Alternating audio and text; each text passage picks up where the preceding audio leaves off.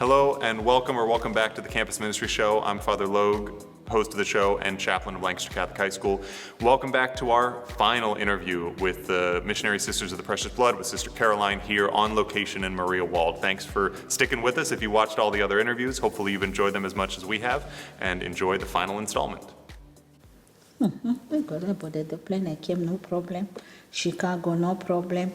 Harrisburg, no problem. And I got here, they were waiting for me. The general was here. She had visitation. So I arrived and I was met by the general.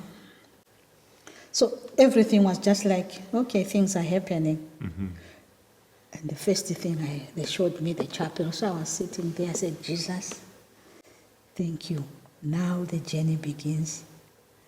I could feel the peace. I could feel the joy of, now it's me. So my experience here was, my prayer was fulfilled.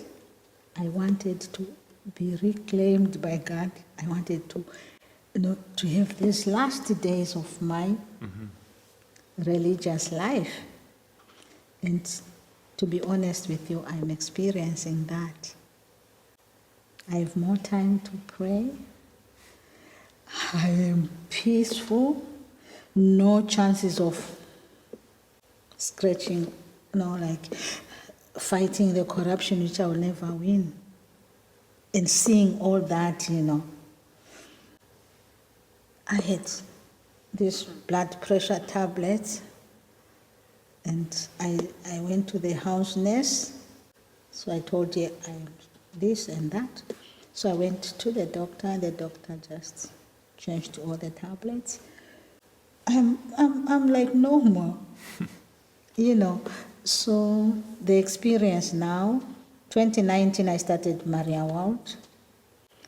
There was that fear which comes like, you are going, December, you are okay, prepare yourself, you are going to start there under the guidance of Lucy and Anastasia.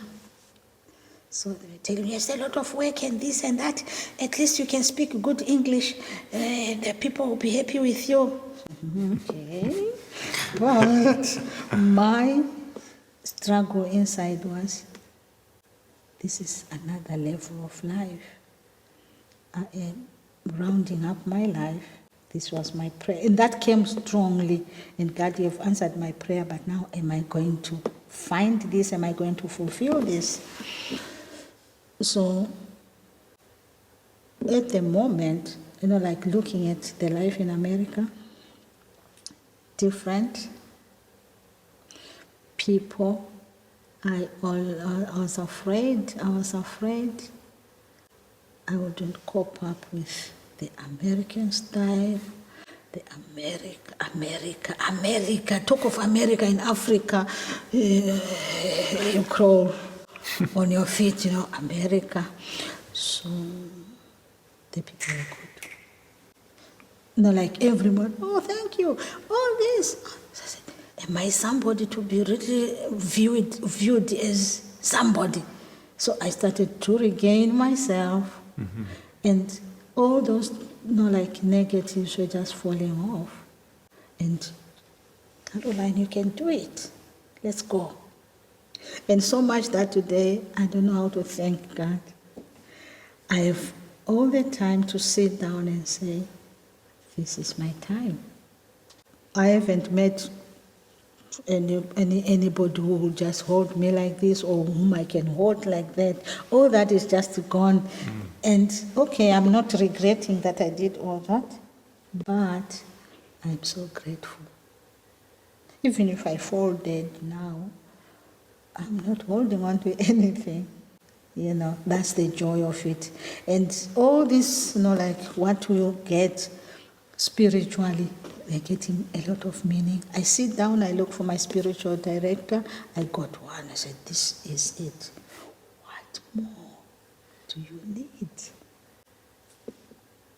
Food-wise, it's plenty of food in America. Clothing, is plenty of everything in America. My vow of poverty has meaning because Americans are simple. You get yes, they're simple. And we learn a lot from, sitting and looking at Americans. I can't differentiate whether this American is poor or rich. Everybody is, for me, is okay.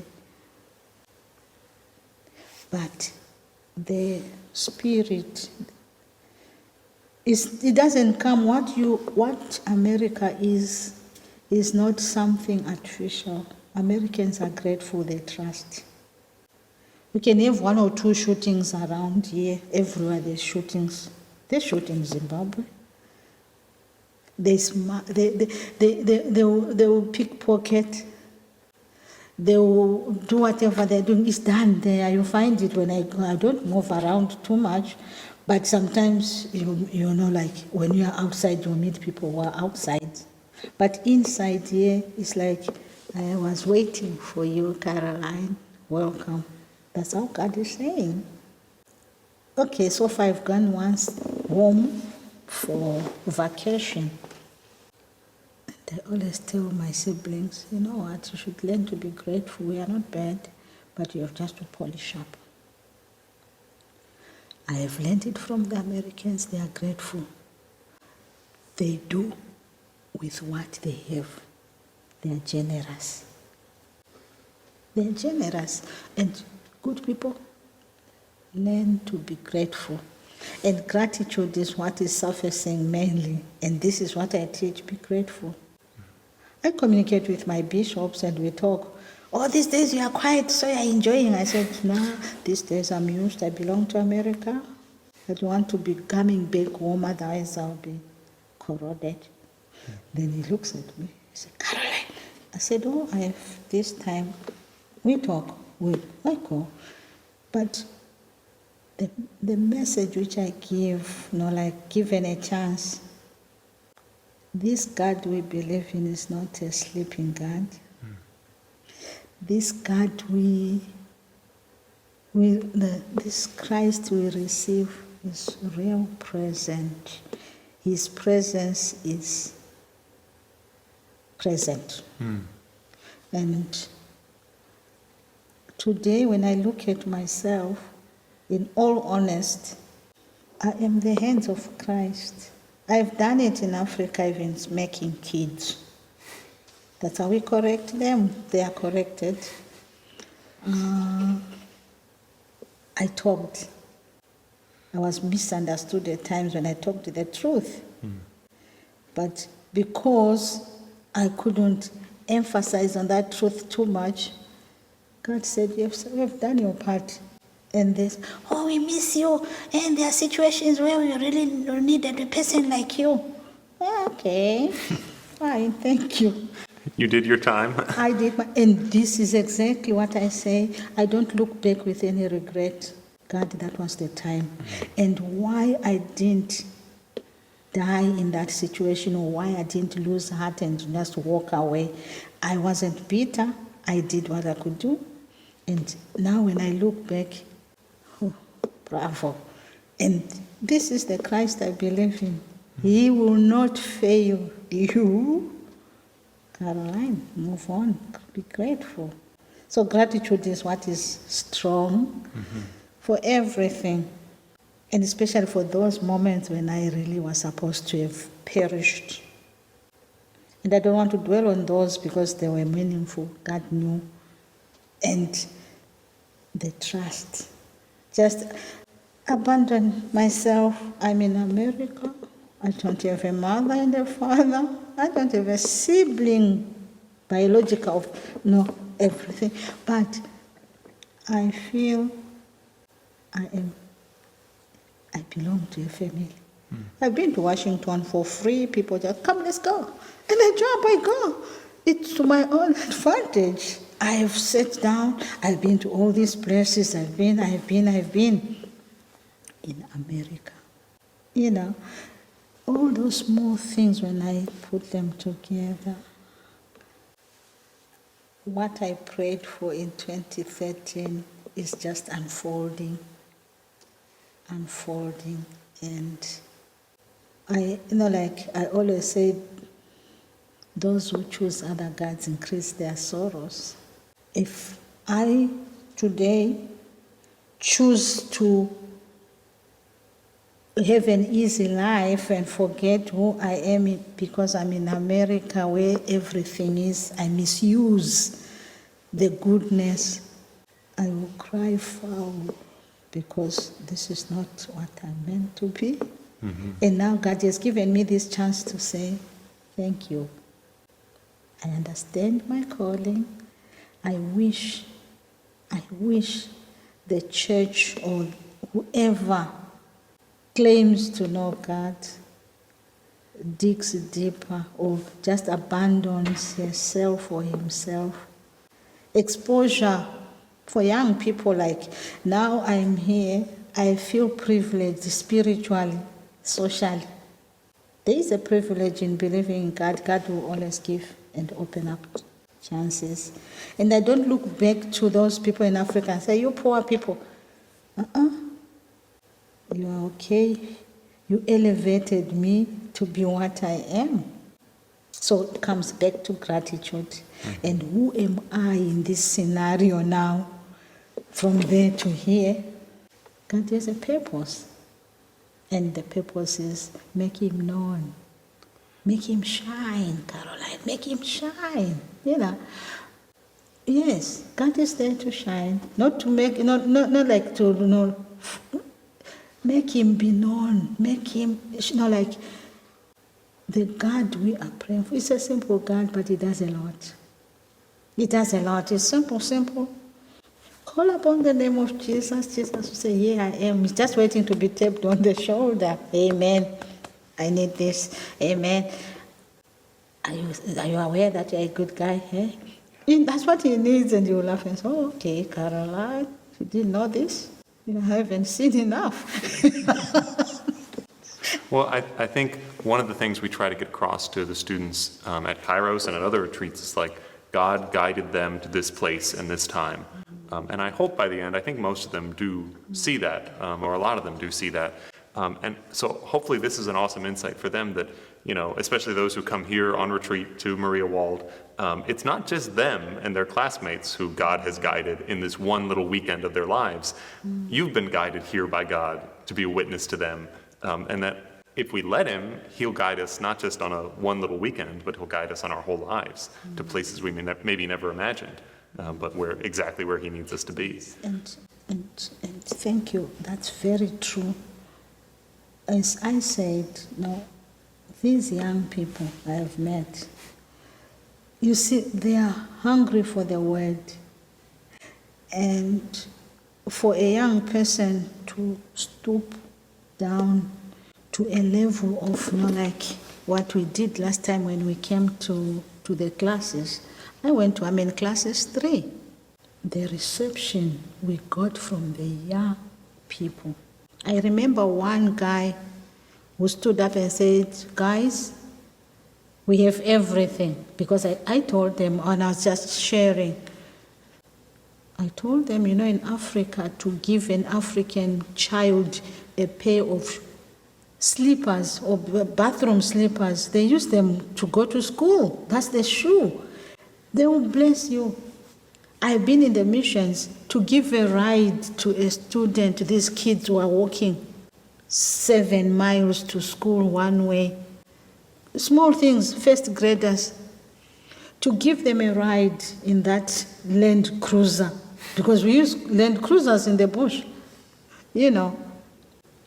So, to give a ride on that open track. They sit there, you tell them you behave. Don't jump out of the car. It's an open track. I'll be in trouble with the police. But I want you to get to your homes. And then you tell them, you sit. It's just sitting there, and then the roads are bad, and they'll be jumping all over the place. So, to give them that ride, they will bless you the rest of their lives. They don't have cars. The only sound of a car is a mission car, which goes to town maybe on Tuesday, once a week, to get the mail, the letters. We go there in the morning, Tuesday, the priest or the brother on the mission goes. That's the only sound of the car they hear. And once they get that privilege of sitting in that open track, They sit, the sister told us to behave. Then they start singing all these church songs because they are driven by a nun. They'll sing the Gloria, they'll sing everything. I tell you. So what you are saying is, these young people, like when they come here, sometimes we talk. I sometimes interact with the young people, just go around there. Sister, why did you become a sister? They were always asking, But they would need more time, but Mr. Bamet will say, we have to go, guys, we have to go. But those who are leaders now, sister, do you remember me? I came last time. Okay, I remember you. Oh, sister, how have you been? They're now big people. They feel they can now chat with sister. We talk with them. But you learn a lot.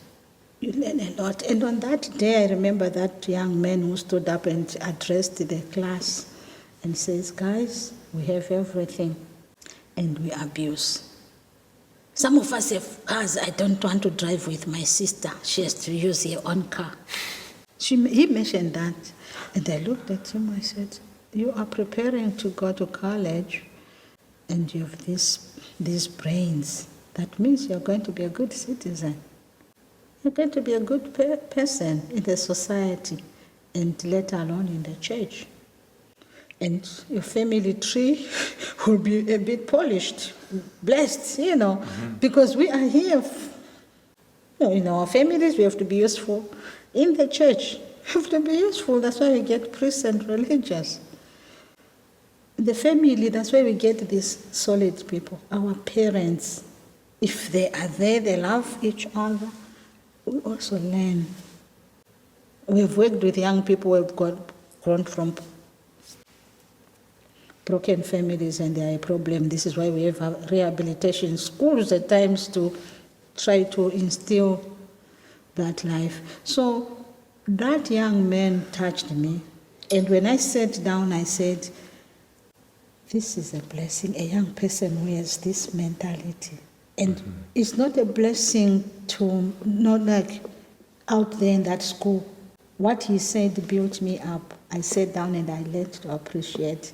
And I don't know where that guy is. But I remember his face, but I don't remember his name. He stood up and addressed them and said, guys, I think we better change. For me, we don't have that scenario back home. You ride on a bus or you walk. But when that young man said that, I looked. And here, when these young people come, you talk, you talk and you hear, okay, this is it. Yeah, sister, some things I don't know what to do, but I'm caught in between. I have all these things, I don't know. What can I do? I said, okay, go to your director and talk to the director. He knows your situation better than I do. But for that insight, I see you are blessed. There are blessings hanging in the air like this. And once you get them, it's like rain. So my general feeling about being in America is that of, it's positive. I'm not homesick, not homesick as I've forgotten, I've discarded, but my mind is mainly, how can I thank the Lord? What can I do for him to show my gratitude? Over COVID, I had a list of people I didn't know. They're calling, sister, pray for me. Can I speak to Sister Caroline? They don't know her. Yeah, that's what I got. And I go, is that Sister Caroline? And some didn't know Sister Caroline was African. They thought it was one of these old nuns who was a superior somewhere, I don't know. So, Sister Caroline? I said, yes. Are you Sister Caroline from Precious Blood? Yes. How can I help you? I was told to call you. I have a sick husband. He's in this ventilator. Please pray for him. What is his name? They give you the name. Okay, can I please have your number? Okay, take the number. After 2 days, how is the patient doing? And some call you before, sister, Thank you for your prayers. Just last month, one called. My nephew was born, but the parents were addicts, drug addicts, and the little thing was born, and they had to go into the ICU for those flashing out that stuff. So they called me, sister, pray for so and so. I don't know that so and so. What is the situation? So they told me. So I said, okay, can you help me? Okay, I'll send somebody to the ICU. But nobody's allowed to go there. I said, yes, somebody will go. And I said, yeah, that's what I told that lady. And over the phone. And she said, I'll be there, but I don't know. Can I talk to them for whatever? I said, no, that person will just come on his own. So that was Padre Pio. I said, Padre Pio, please go and help. The following day, afternoon, I called. I just sent a message. How is the child in the intensive care? And what did I get? The father holding the baby on the chest, they're out of intensive care. I laughed. So I said, that is the guy who came and took your child out. Oh, sister. I said, yeah, we go to the shrine and thank Padre Pio. Oh, wow. I don't know the people. I don't know them. This is what I'm doing in America. I sit down and I say, but Caroline, but what else can I do? I can't go and say I remove whatever it is. And then I sent Padre Pio. I sent the saints. A few people, 2 weeks ago, I witnessed a wedding. If it is not allowed, don't say it aloud, please. I'll be excommunicated. So, this lady has been coming. First, you came with a baby, and I had to babysit up there. So I said, I don't know. I want to attend the meetings, but I have a child. So I said, bring the baby. I'll be doing the laundry, and I'll be playing here, just where you can see me when you open from the conference room into the gathering room. So I took the baby, and I had some toys, and this little thing was speaking Spanish. I don't know how to speak Spanish. So I took the little thing, so we're crawling on just where these chairs are, where you put the sofas, and you put the cushions. So just crawling with the little thing, and I didn't do nothing, but I just was playing. So I took some drinks from the fridge, so we're drinking, and the mother would come from time to time to check. Okay, that's America. At home, I would put the baby on the back and just go. But I can't. So I was just crawling there, and the baby was just doing fun, and I was just also down.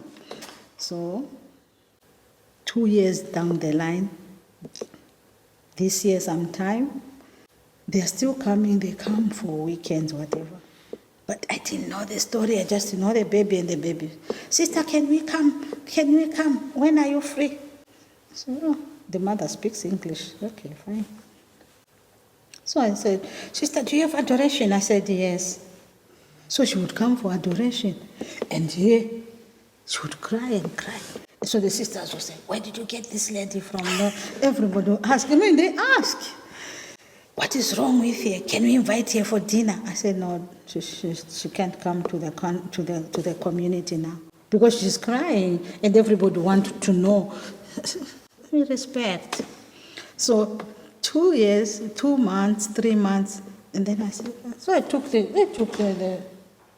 clinics and I gave her. So she was wiping and she finished. And the next Monday, sister, can I come? I said, yes, you can. But I'm up in Maria World, the group. And then she says, I can help for 1 hour. So I said, okay, fine. But I couldn't ask why she's behaving like this. And I said, I hope it's not something serious. So she broke down and she shared with me, fine. And I said, so? He said, I want to get married. We've been together for 14 years, but we are all Catholics, but my husband is difficult. So I said, we'll bring it there. We'll come next Monday, we sit there and you talk, so we'll help you. Fine, that is what happened.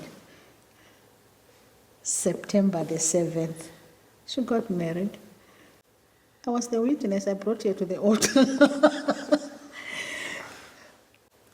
But, I said, Caroline, what is happening? So I went first to the priest. I said, before your marriage, I want to see the priest.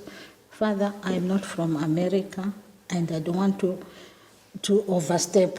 What is happening? Then the Monsignor even said, sister, she came and she told us she wants you to be there. And I said, okay. So I said, lady, before the wedding, I want to meet you and your husband. So they came, the whole family has 2 kids, so they came here. So I talked to them. I said, it was impossible, threatening. So I said, well, I don't want to break that. Whatever is happening, we pray about it. Don't tell me much, but let's pray. And she would come, sister, I'm coming to the convent. Awkward time. I said, okay, you come, but you go to the chapel, so I'd open the door and remain. She would come and cry.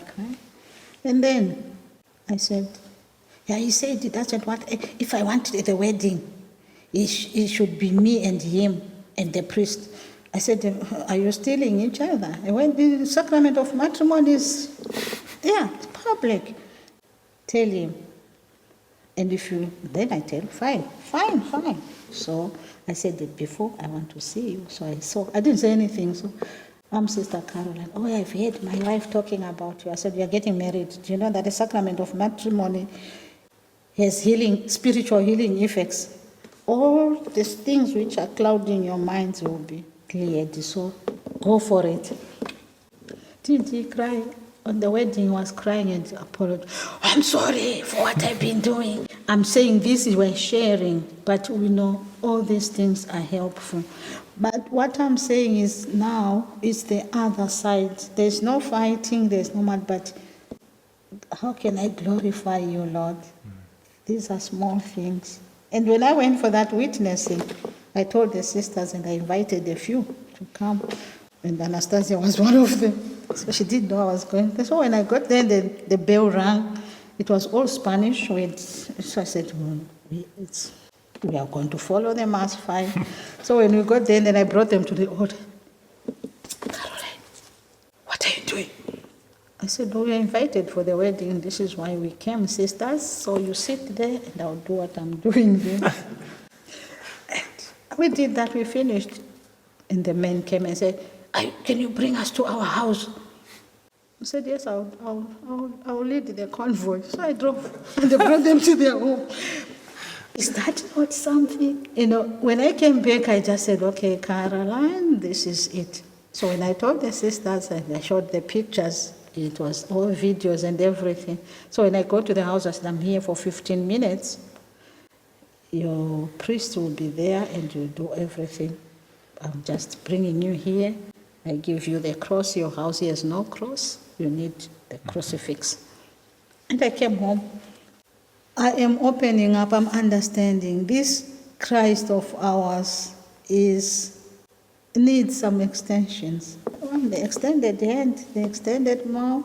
Now I'm enjoying. I look at him and say, but Jesus, you are really full of life. They are fun to be with. That's the message. It's fun to be with him. Sit down there, young person. Talk to the Lord. He will unveil a lot. Yes, there are so many messages, but the biggest one is, once one is grateful, more opportunities open up. I never thought I would last this long in America.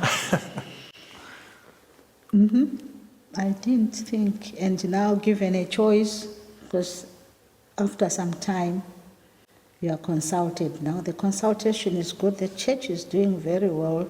Unlike those days when you do this, do that. Right.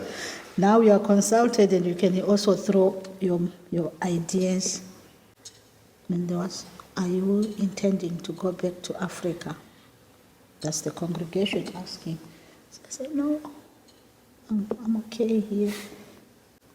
It's okay. And the general asked, she came last year. Caroline, how is it? I said, it's fine. It's okay.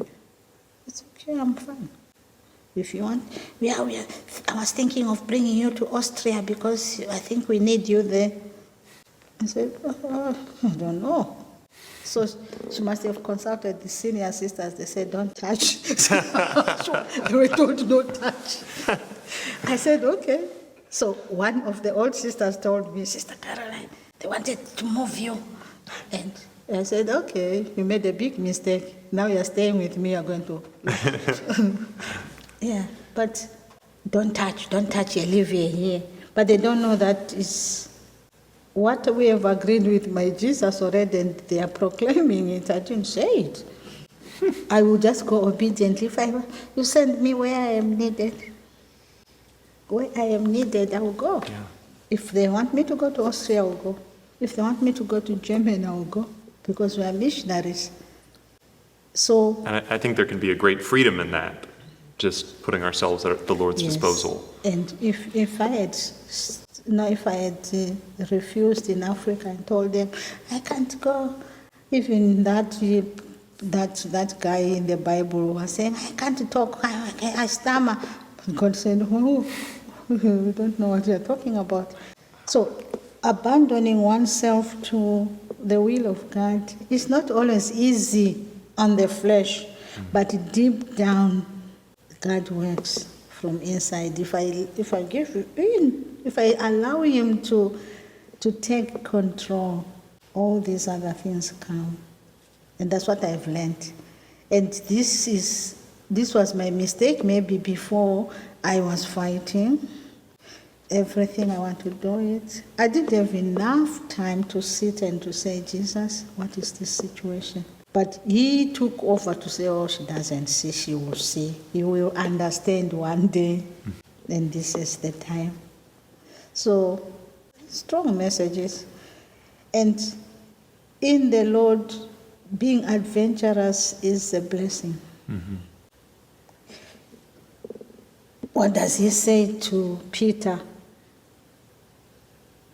Cast your nets into the deep. Mm-hmm. You are in the surface. I am in the surface. I didn't understand all this. And now I am understanding. I'm going deeper. And there's more catch, So that's how I'm seeing all this. I'm spiritualizing my life. And Absolutely. It gives me a lot of peace. A lot of peace. I mean, I'm peaceful. I'm happy. I don't talk about nitty-gritties, rubbing shoulders with this one. It's normal. But I ask myself, where is your bread buttered, Caroline? In the chapel. Yeah. You tend to ask yourself, when I sit alone and I just say, okay, Caroline, who are you? He asked his disciples, who do you say I am? But Caroline, in this scenario, who are you? I'm an instrument. I'm your instrument, God. And they can come and do all these things, all these people, they can phone and say, Caroline, pray for this one. God, it's not, I'm offering, I'm giving you this person. Work. Mm-hmm. Pio, go to the intensive care. He went and he brought that little thing. I don't know how that little thing is today, because it's not my business. If they want to share, they will call. Mm-hmm. So America, for me, has become a fertile ground, and for me to round up. Mm-hmm. I'm not growing young spiritually, and we are supposed to grow deeper and deeper. Deeper and deeper. Learn more and more. And there are chances. Look at this. Mm-hmm. Look at this, the families we have created, mm-hmm. the people who have created. And in my culture, Africa, tears are a rare thing. When somebody cries, somebody has died. But here you find somebody sharing and crying, And I understand now this is... And sometimes when I sit and I say, Jesus, thank you. Thank you.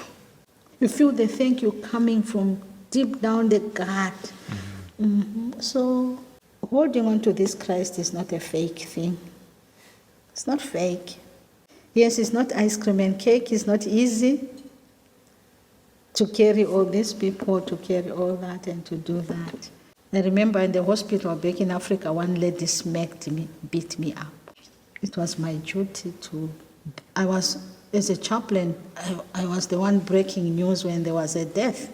So this woman's daughter was very sick. So she brought the child, and the child was for palliative care at home. But she insisted, and she came to my office and said, can you convince the nurses I don't want to take this child at home, maybe they can do something. So I talked to the nurses and I said, guys, if we refuse and we know the child is going to die, there's no reason why you shouldn't let her die here. Let them. And it's not going to last long. It's only overnight, but let her. She was grateful that I convinced the nurses. I talked to that sister, you get your way through. That child was taken care of overnight.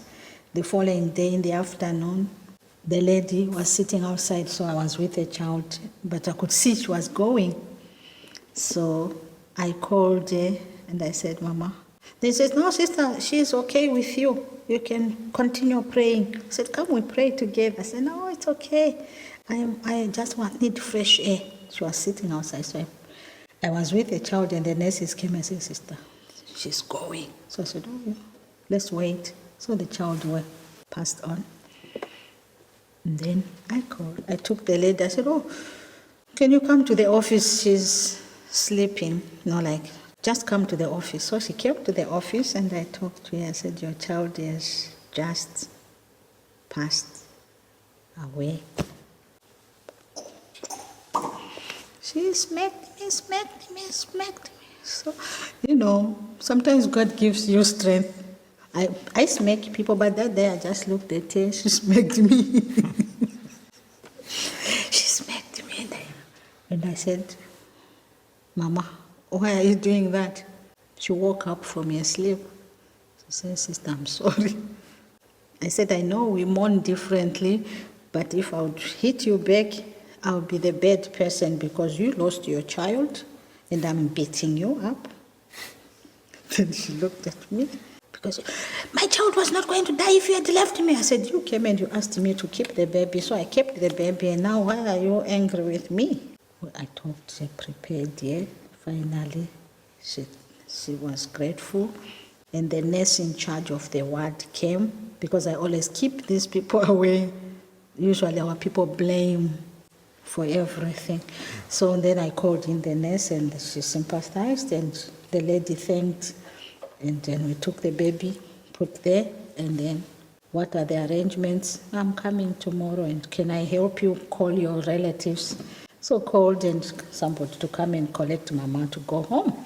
So what I'm saying is, at this moment, God is so powerful. God does what he does.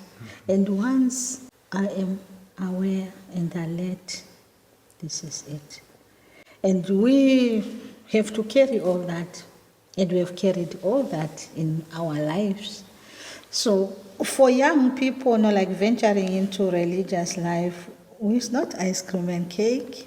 It's not easy. I want to be at a diner now, but I have to tell myself that's self-discipline. This is not it. That's not. Yeah, I would be riding and I'll be going visiting parishes. I'm in America. I want to see this parish. I want to go to Harrisburg. There's Father Logue. I saw him at. These are some of the things, but that's not it. It calls for discipline, and yet Jesus is waiting. And half of this time has to be given to him because I am the instrument. Mm-hmm. I am everything. I am here, I'm waiting to be sent by him. And that's where the pain comes. That's where the pain comes. It's not easy. And at the same time, small things like respect in the family. Respect my father, respect my mother. I'm fulfilling the fourth commandment. And this is what is lacking with young people. So I think I have spoken enough. Well, Sister, this is invaluable. Thank you so much for sharing your wisdom, sharing your experiences. We certainly have so much to be grateful for in the United States. And I think sometimes it takes an outsider to come in help us understand what we have, what gifts we have, and what areas we have to grow in too. So thank you for all you do as well for our students when they come here. Hopefully they'll appreciate this greater insight into how you got here as well. That God brought you here for this community and for us in the same way that he brings them here for Kairos and to encounter him. Thanks so much for joining us for this interview. And if you've been watching all along, thanks for joining for all of them. It's been a joy to be here at Mariawald, and we'll see you next time back in the studio. God bless.